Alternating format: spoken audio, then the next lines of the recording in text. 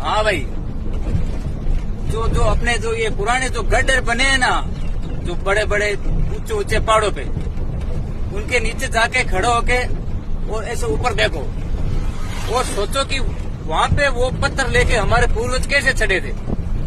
मैं बताता हूँ वो कैसे चढ़े थे। जो ठाकुर जो गोरे थे ना, उनके पास चमड़े के इतने जाड़े जाड़े भेद थे।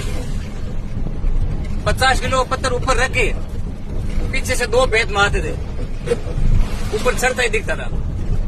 वो भेद क्यों खा रहे थे? क्योंकि उनको भगवान पे बहुत भरोसा था और वो भगवान एक दिन ही नहीं आया उनकी हेल्प करने के लिए। 1000 साल भेद मारे थे पर वो भगवान एक दिन उनकी हेल्प नहीं करी। तो वो इसी लायक थे क्योंकि उसको भगवान पे बहुत भरोसा था। हे भगवान, हे भगवान। और वो पीछे से भेद मार रहे हैं, भगवान देख रहा है पर एक बार हेल्प करने नहीं आया वो भगवान। नमस्कार।